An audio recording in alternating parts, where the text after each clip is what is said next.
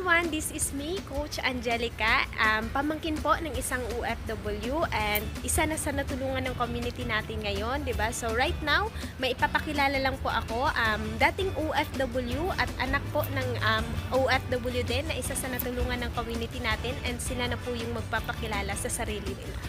Hello everyone! Happy great day! So ako nga po si Coach Ed Patindol, dating FW sa Dubai for 15 years. Hello everyone! So I'm a Coach Joben, so dating empleyado from 6 years. So right now, dito na po sa community, ginagawa na po ito po. Yan, 'di ba? So right now, 'di ba, gusto ko lang i-ask Kuya Ed, ano po ba yung masasabi mo about sa online platform na ginagawa po natin? So ang masasabi ko lang sa online platform na ginagawa natin, so isa po siyang legit kasi dati po sa Dubai, naghaw lang din po ako through Facebook. So naniwala at nagtiwala. So right now po, nakauwi po ako for good. So ngayon, meron din po akong katanungan para sa isang anak ng FW kung paano at bakit niya ito nakita itong opportunity na to.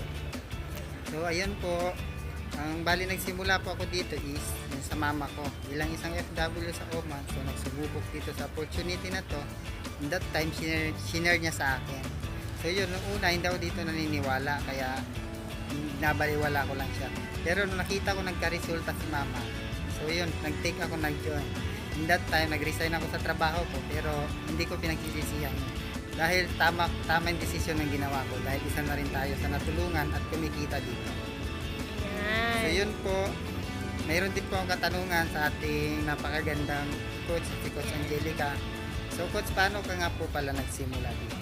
Ayan, so ako naman po, 'di ba? So bilang pamangkin ng OFW, so ang buhay ko dati is nasa province, taga Mindanao po ako, 'di ba? So isa lang din po ako sa nasharan ng tita ko about dito sa online platform na ginagawa po namin, 'di ba? So kagaya ko, 'di ba? So ano po, negative din about dito sa programa na 'to, 'di ba? So matagal din po akong nag-decide na maging part dito and talagang nakita ko din kasi talaga yung resulta ng tita ko, kaya nasabi ko sa sarili ko, why not na mag-take din ako ng action, 'di ba? So and then talagang galing sa Mindanao pumunta dito sa Manila dahil sa opportunity na to, and talagang nasabi ko na sobrang ganda din talaga kasi isa din talaga ako sa nagbago yung buhay, 'di ba?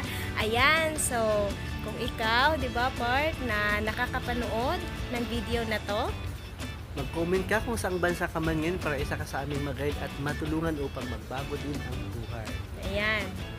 So yun, kung ikaw bilang isang empleyado, kung ano may estado mo sa buhay, so mag-comment ka lang po dyan ng paano para isa ka po sa may priority at matulungan namin na nangangarap din katulad namin.